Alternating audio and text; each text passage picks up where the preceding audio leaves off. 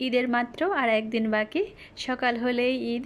ঈদের আগের দিন কাজের ঝামেলা তো সারাদিন লেগেই থাকে। তার উপর যদি ঘরের বর নিয়ে আসে সকালবেলা 10 কেজি কাঁচা আম, তাহলে ঝামেলার কথা আর কি বলবো।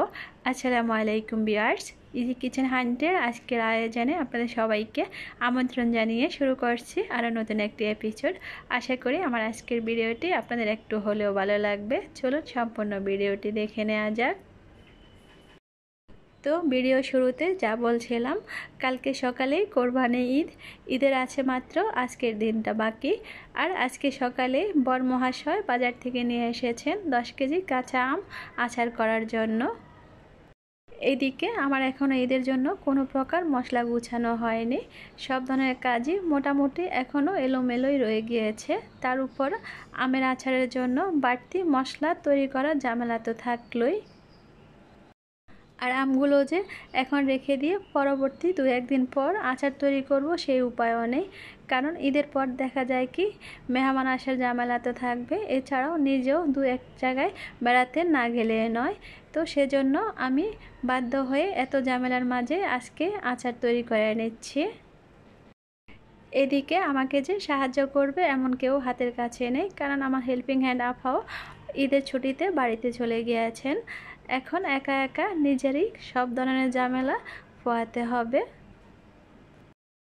একা মানুষের এই এক সমস্যা, আপনি যতই অসুস্থ থাকেন কিংবা যতই কাজের ঝামেলায় থাকেন না কেন, হাতে হাতে কাজের হেল্প করার জন্য কাউকেই পাবেন না। তো আমার আর কিছু করার নেই, যেহেতু আমার কোনো মেয়েও নেই এই মুহূর্তে আমাকে হেল্প করার জন্য। আর বাসায় ছেলে মানুষ যারা আছেন তারা তো পারলে কাজ গুছিয়ে দিবেন না, উল্টো কাজ বাড়িয়ে দেবেন। এখন আমি কথা বলতে বলতে আচারগুলো 2-3 ভাগে ভাগ করে নিয়েছি। যেভাবে আচার করব সেভাবে কেটে নিয়েছি। আচার তৈরি করতে আমার কখনোই ঝামেলা মনে হয় না, কিন্তু আজকে একটু ঝামেলাই মনে হচ্ছে। কারণ যেহেতু পরের দিনে ঈদ, ঈদের আগের দিন দেখা যায় কি ঘরবাড়ি এমনিতেই কিছু গুছানোর কাজ থাকে, তার উপর রান্নাবান্নার কিছু ঝামেলা তো থাকেই। এদিকে আমার যেহেতু মশলাপাতিও কিছু ওইরকমভাবে গুছানো হয়নি, সেজন্যই আচার তৈরি করতে আজকে আমার একটু ঝামেলায় পোহাতে হচ্ছে। তার উপরে সাহায্য করার মতোই কেউ হাতের কাছে ছিল না। এক কথায় নিজের একাই সব ধরনের ঝামেলা আজকে আমাকে পোহাতে হয়েছে একা একা। এদিকে আমি হলুদ এবং লবণ মাখিয়ে খোসা ছাড়িয়ে কিছু আম রোদে শুকিয়ে নেব, সেগুলো প্রসেসিং করে রোদে দিয়ে এসেছি। এখন চুলায় প্রথমে আমি বড় একটা হাঁড়ি বসিয়ে নিয়ে তাতে অ্যাড করে নিয়েছি চিনি। আমি আমের মোরব্বা তৈরি করব। আর আমের মোরব্বা তৈরি করার জন্য আমি এখানে খুব বেশি বাড়তি ঝামেলা পোহাচ্ছি না, একদম সিম্পলভাবেই তৈরি করে নেওয়ার চেষ্টা করছি। ভিডিওটি আপনাদের সাথে শেয়ার করছি, আপনারা দেখে নিতে পারেন। প্রথমে চিনি শিরা করে নিয়েছি, তারপর এক এক করে আগে থেকে মাঝখান থেকে 2 ফালি করে নেওয়া আমগুলো অ্যাড করে নিচ্ছি। এখানে আমের সাথে আমি অতিরিক্ত কোনো প্রকার মশলা অ্যাড করে নিই। এখন চিনি শিরায় আম জাল করে সেদ্ধ করে নেব। কিন্তু ছোটোবেলায় আমার আম্মুকে দেখতাম আমের মোরব্বা তৈরি করার জন্য অনেক প্রসেসিং করে নিতেন। আমের খোসা ছাড়িয়ে নিয়ে তারপর চুনের পানিতে ভিজিয়ে নিয়ে বেশ কয়েকবারে পানি চেঞ্জ করে ধুয়ে নিতেন। তো আমি এ ধরনের কোনো ঝামেলাই করছি না, অর্থাৎ আমি চুনের পানিতে আম ভিজিয়ে রাখিনি। আর চুনের পানিতে আম্মু আম ভিজিয়ে রেখে দিতেন, কারণ আম যাতে খুলে না যায়। আর আমার এখানে আম যেহেতু অনেক বেশি পোক্ত হয়ে গিয়েছে, আমগুলো একটুও খুলবে না। সম্পূর্ণ ভিডিওটি আপনারা ধৈর্য সহকারে দেখে গেলে বুঝতে পারবেন। এদিকে পাশের চুলায় আমি আরেক ধরনের আচার তৈরি করার জন্য বড় একটা হাঁড়িতে আনুমানিক প্রায় 200 গ্রামের মতো সরষের তেল অ্যাড করে নিয়েছি 5 ফোড়ন।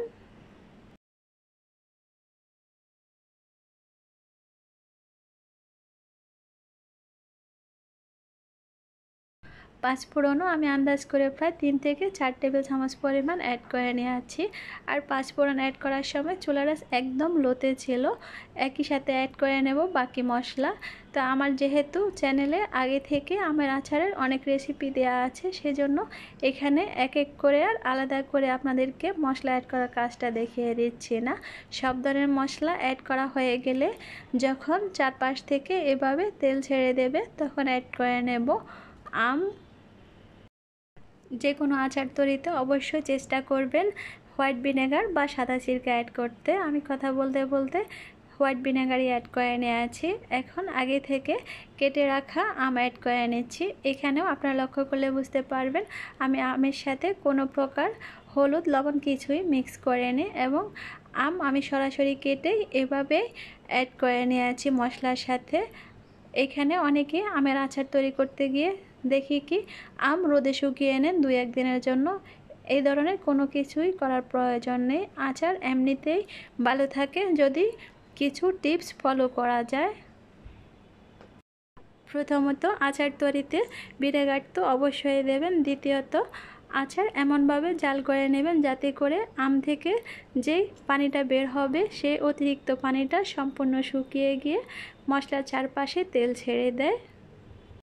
আর আচার সম্পূর্ণ ঠান্ডা হওয়ার পর তবেই যে কোনো এয়ারটাইট কাচের কন্টেইনারে রেখে উপর থেকে সরষের তেল দিয়ে ডুবিয়ে রাখবেন, তাহলেই আচার কখনোই রোদে না দিলেও নষ্ট হবে না। এদিকে আমি যে মোরব্বা তৈরি করার জন্য পাশের চুলায় আমগুলো জাল করছিলাম, এইগুলো কিন্তু মোটামুটি সেদ্ধ হয়ে গিয়েছে। খেয়াল করলে বুঝতে পারবেন শিরাটাও মোটামুটি শুকিয়ে এসেছে, কিন্তু আম একটুও খুলে যায়নি।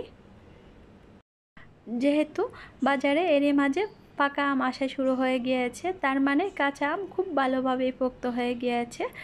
চেষ্টা করবেন বছরের ঠিক এই সময়টাতেই আচার তৈরি করে রেখে দিতে, তাহলে আচার কখনোই খুলে যাবে না, এবং আচার সংরক্ষণ করার পরও আচার ভালো থাকবে, উপর থেকে ফাঙ্গাস পড়ে যাবে না। অপরিপক্ক আম দিয়ে আচার তৈরি করলে যেমন আচার খুলে যাবে, টেস্টও ভালো আসে না, এবং আচার সংরক্ষণ করার পরও উপর থেকে ফাঙ্গাস পড়ে যায়।